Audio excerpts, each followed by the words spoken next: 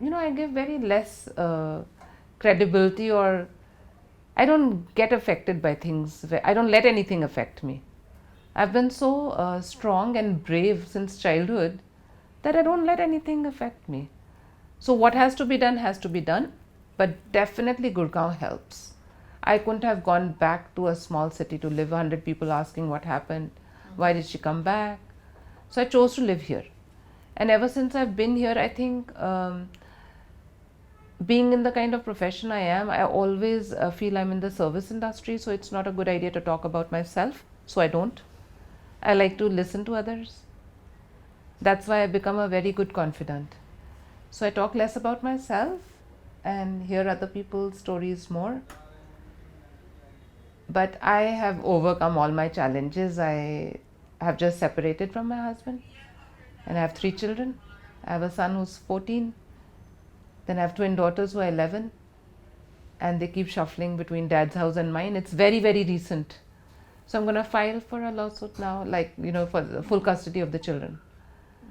But I'm very comfortable and I'm very happy that I'm living in Gurgaon, where things are safe. Like the security in every condo is amazing. So I feel very safe, my children playing downstairs. And I have friends who I can call in the middle of the night. Especially, I think Gurgaon Moms helps a lot. So if I were to put out that I need help at any odd hour, I'm sure somebody would come.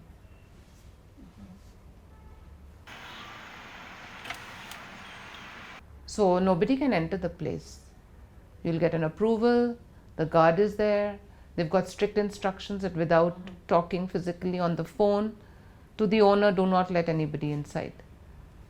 So it's a very safe place. I feel very happy having moved to Gurgaon. I've been here now for 20 years, 22 years now. It's very nice. So I moved to Delhi in 93 and 94 I got married, and 96 I was back in Delhi. So in these 2 years I was in New York, and I realized that the husband I'd gotten married to, I got married to within 14 days. It was a very short duration. This was only when I was 20. I was 20 years old then, and mom came over because I couldn't have traveled back here. Because they had bought the H1 visa and they were all illegal immigrants. And then because they said the guy was a CA and he turned out to be a courier boy with FedEx. And then they decided and pounced upon me that they'll make me study medicine and I'll become a doctor. And that's the only way they'll all get a green card. So I'm like, I'm not going to study. I love doing hair. I love cutting hair. And being newly married with the chura in my hand, within a week's time, I started working there. And when I was married, there were 6 people in the house, and it was a 1-bedroom house in New York, in Queens. And I didn't tell anything to my parents. Being a typical small town, middle class family, and dad had retired and mom was the only earning member, I realized that, I don't want to tell her anything. She'll be so devastated that she got her daughter married, so much money gone into it, and then now having to, come back. So I just continued with it, and mom came to visit me and she said, no, you just pack up your bag. We need to leave. We just have to go. That's it. There is this group called Gurgaon Moms. It's very popular and they've created something very beautiful. So there is Miss Anonymous story that comes out almost every day or every second day. And over there, the women, they pour their hearts out. It could be mental, physical abuse, and I'll never forget there was this narcissist man who this woman wanted to marry. And everybody said no. And second marriage for both of them. And she's like, no, I've been through all the medical checks and I will deal with it, it's fine. And all the women were saying, no, you can't do that. How can you? So even children's issue, or maybe, my daughter's this old, she started her periods, or maybe asking when will she start wearing a bra. So that's one very safe place. That forum has brought Gurgaon very close to each other. And when we physically meet the entrepreneurs, if they're facing any challenges, yes, you feel very safe.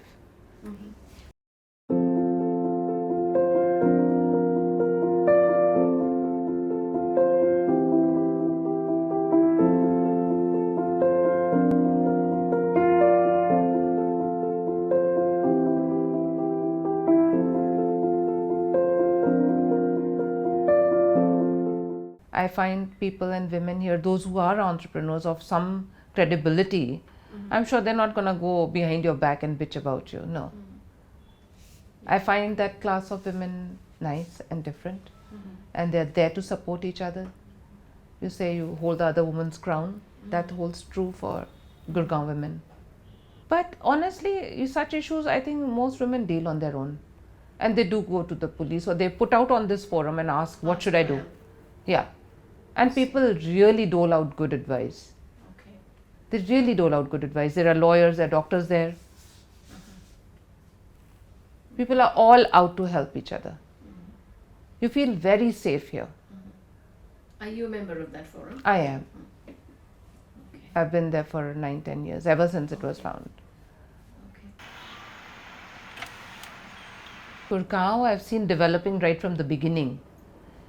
And because of, educated people, very open-minded people, I didn't want to go back to Kanpur after my divorce. And I started working here, and I realized people just lap up to any concept very soon. And everybody keeps to themselves. It's like a life in a bubble. So everybody is living in their own bubble. You've got beautiful condominiums, everything is inside. You've got a chemist, you've got a salon inside, and the children have parks to play, walking tracks. Everything is independent and very self-sufficient and nice. You don't need to go to Delhi anymore. But what I like most about Gurgaon is the awareness that since I opened only a hair salon, people are so well versed with the idea of wanting to come for a consultation alone and pay for that. Plus, if you tell them that this is what needs to be done, there's no questioning after understanding, yes, she'll do my hair well, any amount of money can be spent. Women are very independent. So there was a time when I considered moving to a smaller city, but I realized, what will I do there? There's no appreciation for my art. Nobody will understand, what do? You don't do threading, you don't do makeup, you don't do waxing, facial, nothing, only hair. Where will I go for the rest? So hair itself is such a big segment that only people in Gurgaon, I think, would have understood what I'm talking about. So for 3 years, I worked alone from home when I shut my Delhi place and moved here. My kids were young. So I realized for 3 years, I did only hair. I didn't do anything else. And slowly, after the Delhi clients, Gurgaon people started coming, and then the word of mouth caught on. And now this place is 10 years old. So overall, if I started in 98 and now it's been 10 years here, I think it's developed beautifully. Women are financially independent. Nobody minds putting in money into their hair, putting their best foot forward, and it's very important for them to follow healthy practices. Otherwise, people don't care so much. So the good things are that you find many like-minded people. They're very modern, they understand. And even when you're going up and down your elevator, you'll say good morning, hello, how are you? And everything is very connected on Facebook and WhatsApp. So you call out, you shout out for help at 2 a.m. in the night that you're stuck, you're stranded somewhere, somebody will come and help you. I remember a case where this lady's husband was ill and 20 women reached there to help. And it was so good. Within your complex? Somewhere else, I read it on some Facebook forum. And they just reached there to help her out. So there is anonymity, yet everybody is out there to help you. I like that. And people are very easy to talk to. So I like that. What I don't like is maybe a little less of, the Delhi markets. Like you have your South X, you have your GK and the Lajpat Nagar and the Sarojini. You don't have those kind of open markets. To eat chaat out, I miss that. Chandni Chowk, if you had to go by metro, then you go all the way. But maybe some bit of cultural and heritage is missing. But it's slowly building up its own culture. People are Gurgaon's strength. There may not be monuments, But people in general are very warm, they're educated, and you relate to them. They're not narrow minded. Like if a single woman is there, then they don't have a problem with, nobody is going to be judging you that you're single, or what time is she coming back, where are you going. Nobody questions you. People respect your privacy. I like that. If you look at who is living in Gurgaon, there are three kinds of people living here. One who moved from Delhi, sold off their big properties in Delhi, and they've moved here, and they can put their money and buy a very nice apartment and have a very nice life even if they're not working. The second crowd is people who are traveling from, getting posting. Maybe somebody's moved from a different smaller city or from another city and moved to Gurgaon now. So they're in between, always in transit. And the third are people who were born and brought up here, who've seen Gurgaon changing. So most people, I would say, are a mix of the first two who are living in this part of Gurgaon. If you go to old Gurgaon, that's not different than any other small city of India. But this part, the Golf Coast Road and GLF Phase 1, Phase 2, and now it's going till Sector 70 and 80. So this part is the more modern and the more developed part. Here you see people who've moved from Delhi, sold their houses, bought a lot of properties here, and they're very comfortable.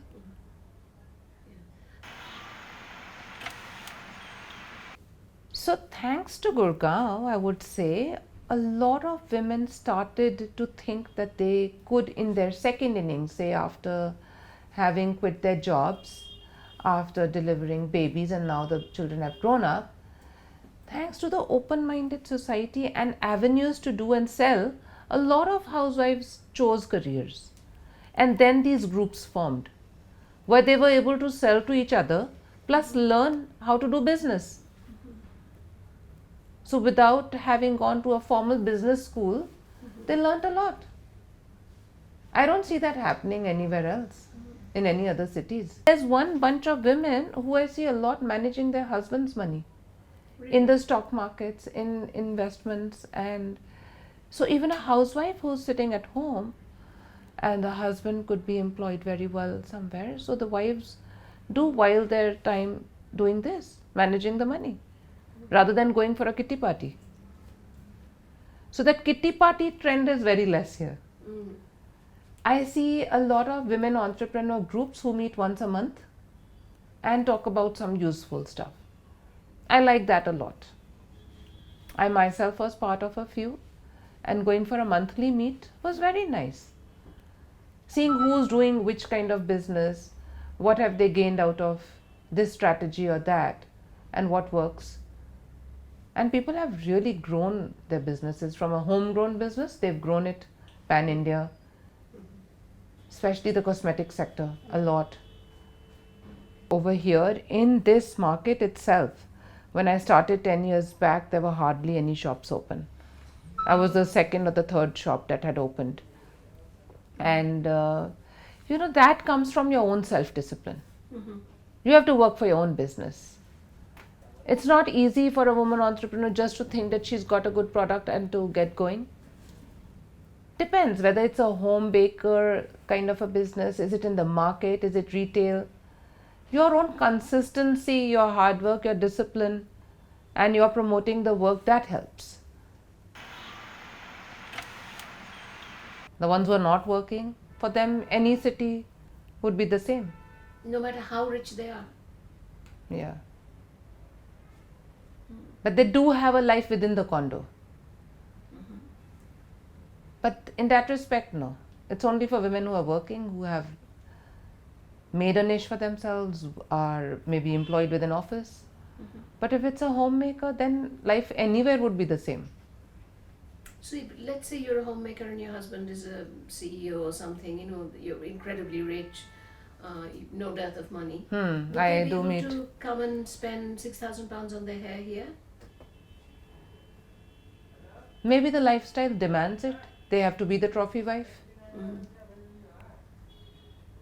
But I think somewhere you have to justify that expense. Okay. Do you have experience of Yes. that? Yes. So, without taking It's names, questionable. So It is without- questionable. Without taking names or anything, can you just maybe narrate an example or that sort of thing? So, yeah, I won't take names, of course, but there are people who are told that they need to look a certain way to be going out, to be socially presentable. They need to be spending that money because there's an event. You need to look like a certain way. Otherwise, it's okay. But for that event, all the money can be spent. So somebody is paying for them, but it's only for that occasion, occasionally. So those housewives, I don't think they can have their own mind and they can be assertive that they want to spend that much money on their hair. I think overall it's a more developed city in the sense that the men have also changed and women, I think they've fine-tuned their husbands or maybe their in-laws to a certain extent, that they have moved to a more liberal city, more open-minded people, more broad-minded people. So things are changing. But if you compare a housewife to a woman who's working, definitely there'll always be a difference. A housewife needn't put in so much money, on herself, on her hair, on her skin, on her makeup. When she doesn't have to step out every day, then she doesn't need to do all that. Don't you think that men these days don't want a wife who's not working? I think all men want women to work, have their own money, not become a liability on them. Nowadays, it's more difficult to find a guy for a girl who says, I don't want to be a working woman. But then if the woman is very successful, earning a lot of money, does that lead to tension or insecurity? Of course on it does. Okay, so give us Of some course it examples. does. Men haven't evolved that much. So if one wants to keep a marriage, I think in my learning, and I see hundreds of women here at my place, if you want to keep a marriage, you always have to say, Pati is my Parmeshwar, he is my God, I have children because of you, my existence is because of you. So to keep the man's ego, be it anywhere in India, not just Gurgaon, I feel. That's the only way to keep a marriage. The minute the wife says, I've just delivered a baby, I have a factory, I have an export business, and she's on the call, she's running a business successfully, the maid is taking care of the baby, a newborn baby of 2-3 months old, and the wife is back to business, even if it's work from home, the men can't handle it. They can't. They just cannot. So as long as you keep boosting their ego and say, you are the Lord, that's the only way to keep a marriage. I don't know if it's true in other countries or not. Though I've lived outside, I think it's more prevalent here. Men haven't moved on that much. So when you say Gurgaon is modern, it's modern in only very limited ways, not in the Yes, evolution absolutely. of men. Oh, no. That, it's not grown so much that the men have become very cool and very accepting of, the yuppie crowd, the man and the woman both working, and they're very cool and chilled out. Yes, very small segment is there. This is only domestic violence doesn't get spoken about very easily. Even among friends. Not while sitting here and chatting, no. But yeah, one issue that is very widely spoken about is the children and teenagers and how privileged they are. There's excess of money. There's too much excess of money to the nth level that I see very successful couples having the most unsuccessful children. And I see those children having gone abroad and studied, getting various degrees, working there for a while and coming back and doing nothing. Many children.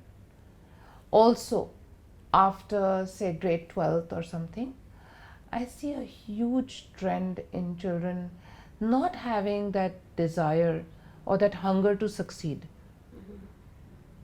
Less of hard work. So there is a lot of money sitting which makes them feel comfortable and being taken care of.